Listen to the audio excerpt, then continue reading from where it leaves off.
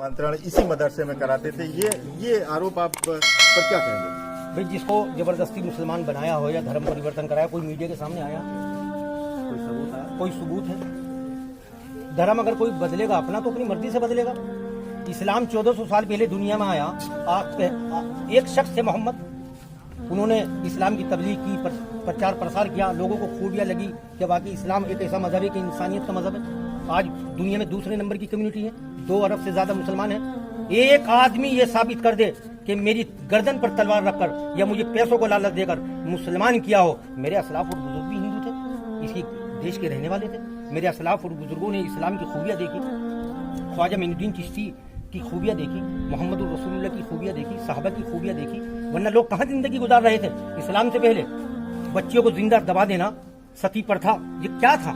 ये इस्लाम के आने के बाद खत्म। एक सवाल और जो एटीएस ने कहा है कि इस मदरसे के जरिए बड़ा पैसा आता था बाहर का, गल्फ कंट्री से, इवन पाकिस्तान से कनेक्शन, ये सब सारी चीजें सामने आई। भैया, मुसलमानों पर ज़कात फर्ज है।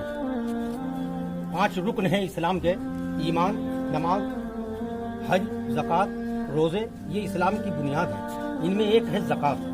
जिस तरह गवर्नमेंट टैक्स लगाती है, GST, income tax, sale tax, इसी तरह इस्लाम ने अपने अनुयायियों के लिए, इस्लाम वालों के लिए, इस्लाम का पालन करने वालों पर 2.5% का टैक्स लगाया है।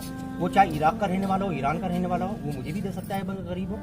अब उस पैसे को आप हवाला समझ ले या ब्लैक मनी समझ ले, ये तो गवर्नमेंट की समझ है, ये पुलिस समझेगी।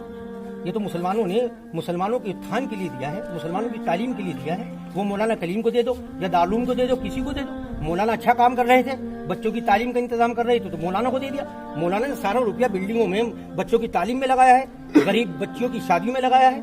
एक आदमी ये बता दे कि ब्लैक मनी का 1 रुपया मौलाना कलीम सिद्दीकी की जेब में आया हो। मौलाना कलीम पर जितना पैसा आता है सब मुसलमानों की और गरीब बच्चों की परवरिश पर लगाते हैं, उनकी तालीम पर लगाते हैं। मौलाना साहब का पाकिस्तान से भी संबंध के बारे में बात कर रहे हैं।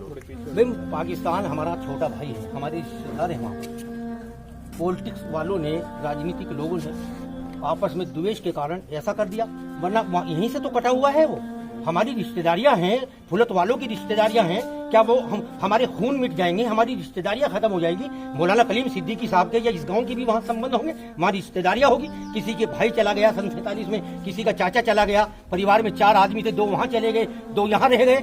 हमको हिंदुस्तान से प्रेम था, हम हिंदुस्तान में रह गए। उन्होंने मिस्टर जीना का हाथ पकड़ा, वो पाकिस्तान चले गए। लेकिन अगर वो मिस्टर जीना के साथ गए हैं, क्या गांधी वालों का उनसे संबंध और रिश्ता खत्म हो जाएगा? ये बताइए आप। सवाल ये भी है कि मौलाना ने शिक्षा के क्षेत्र में, यहाँ लोग बोल रहे हैं कि मदरसे बहुत स्थापित किए हैं, पूरे देश में किए हैं, तो ये कहाँ पे इनके मदरसे इन्होंने बनाए? मदरसा फुलत में है, 1-2 मदरसे और कहीं होंगे जो लोग बताते हैं, क्योंकि अच्छा काम कर रहे हैं। कहीं भी खोल सकते हैं आप। अगर कहें कि आप हमारे इलाके में तालीम का इंतजाम कर दीजिए, आप यहाँ चले जाएंगे। अक्सर मदरसा, ये सबसे बड़ा मदरसा फुलत में है इनका, जहाँ हजारों की संख्या में बच्चे आते हैं और हर साल यहाँ पर एक इजलास भी होता है।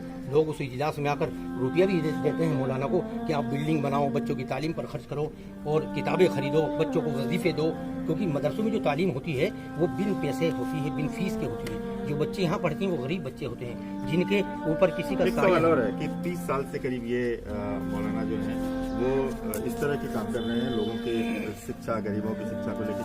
30 साल में कोई इस तरह के आरोप क्या लगे, और आज लगे तो आखिर क्यों लगे? भैया, 70 साल से कांग्रेस हुकूमत कर रही थी, किसी मदरसे पे एक आरोप बता दो। इस सरकार में मदरसे इन्हें दिखाई दे रहे हैं आतंकवादियों के अड्डे। मैं ये कहता हूं कि मदारिस में एक दफे क्लास तो अटेंड करके देखो, किसी मौलवी की शरण में आकर तो देखो, अगर जिंदगी न बदल जाए। इस्लाम की तालीम ने उन देहरियों की, उन लुटेरों की जिंदगी बदल दी जो कातिल होना चाहते थे कि मोहम्मद को कत्ल कर दें। वही दुनिया के सबसे बड़े अमीर बने, जिनकी 22 लाख मुरब्बा मील पर हुक्मरानी नहीं, हजरत उमर, इस्लाम के दूसरे खलीफा। ये बेबुनियाद बात है, जब से भाजपा मदरसे ने आतंकवादी सेंटर दिखाई देने लगे। ये बच्चे बेचारे जो है डंडा नहीं चला सकते, ये तो तालीम करते हैं। इनका रहना सहना देखो। कहा गया कि उमर गौतम से भी संबंध था, जो इसके पहले गिरफ्तार हुआ था परिवर्तन। या कोई किसी से भी संबंध रख सकते हैं क्या? अच्छा आदमी होगा, अच्छे आदमी के अच्छे आदमी से संबंध होंगे। अच्छा काम कर रहा था उमर गौतम। ये संविधान ने हक दिया है अपने धर्म का प्रचार करने का। ये बीजेपी का देखने का नजरिया गलत है। नहीं, हमें संविधान ने हक दिया है ना। हम रुके क्यों थे यहाँ पर? गांधी के साथ हम क्यों गए थे कि हमें यहाँ पूरी जो है आजादी मिलेगी, अपने इस्लाम के लिए हमें पूरी आजादी मिलेगी, इस्लाम को फैलाने के लिए आजादी मिलेगी। हाँ, एक आदमी आकर बता दो पूरे हिंदुस्तान में किसी भी सूबे का कि मुझको जबरदस्ती मुसलमान किया गया है, मुझको पैसों का लालच दिया गया है, मुझको और लालच दिया गया है कि आप मुसलमान हो जाओ। इस्लाम अगर कोई कबूल करेगा सब कुछ छोड़ कर आएगा, क्योंकि उसके घर वाले तो खुद निकाल देंगे तो मुसलमान हो गया। अगर ये इस्लाम अच्छा मजहब ना होता तो दुनिया की बड़ी बड़ी नामचीन हस्ती टाइसन जैसे को देखो मुसलमान हुआ है। तो ये साफ तौर पे जितने लोग यहाँ दिखाई दे रहे हैं, इन लोगों में काफी नाराजगी इस बात को लेकर के है कि जो शख्स इतने दिनों से यहाँ पे बच्चों की शिक्षा को लेकर काम कर रहा था, आखिर एक दिन में इस तरह के आरोप कैसे लग जाते हैं। और यही सवाल सबके जीवन में है और सब यही मानते हैं कि जो किया गया है वो राजनीति के तहत किया गया है, इसके पीछे राजनीतिक साजिश है। वीडियो जर्नलिस्ट उज्जवल भारद्वाज के साथ अखिलेश राय, रिपब्लिक।